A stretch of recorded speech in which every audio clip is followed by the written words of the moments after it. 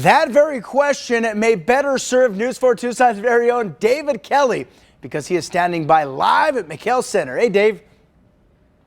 All by myself. Well, almost here, Paul. And when the Wildcats take the floor for this late 9 p.m. tip here tonight at McKale Center, it's going to be just their second game in the last 22 days due to COVID-19 postponements. And one of those postponements absolutely has fascinated this fan base, and that is the one with Mick Cronin and his UCLA Bruins. The Bruins, by comparison, tonight going to play for just the third time in 33 days when they host Oregon at Pauley Pavilion.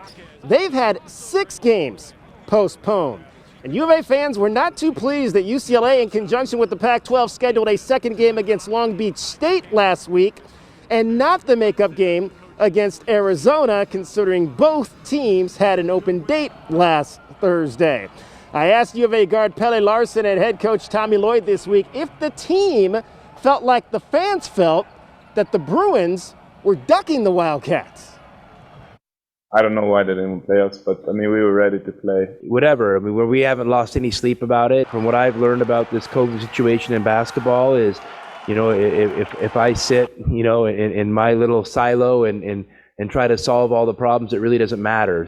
They're doing what they think is best, so you just gotta accept it. I'm not aware of any gamesmanship. Everybody on the outside looking in wants to sit around and try to look through the haystack and find little reasons for, like, we got slighted.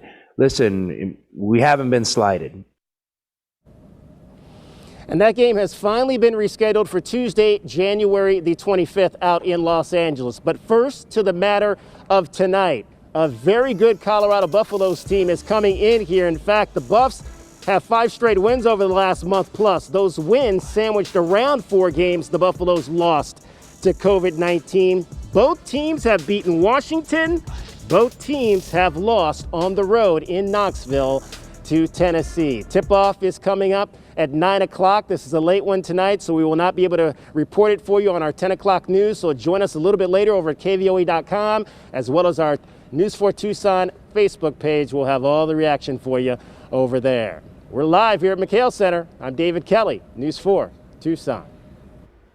Hey, thanks a lot, David. Meanwhile, the 7th-ranked Arizona women's basketball team is on the road at Oregon State for a game that'll tip off at 8 p.m., another late one. The Wildcats are still licking their wounds after their first loss of the season on Sunday against USC. Arizona was without starting point guard Shayna Pellington then, and apparently she won't be available again tonight. It's still unclear what's keeping her out. Elena Puello should get the start in her place. Another usual starter, Lauren Ware, still nursing an injury. I will have complete highlights of tonight's game tonight at 10.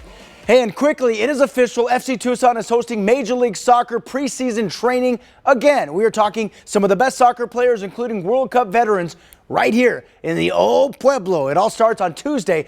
On Wednesday, here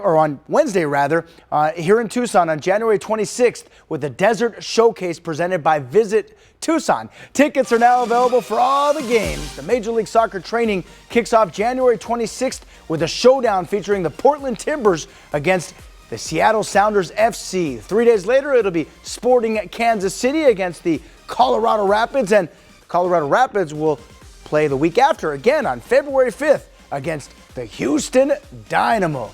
A Major League Soccer in Tucson in January and February, of course, brings millions of dollars to the local economy. Can't wait to kick it, literally, with some pro soccer, old Pueblo style. Know what I mean, Jelly Bean? I'm Paul Cicala. We'll be right back.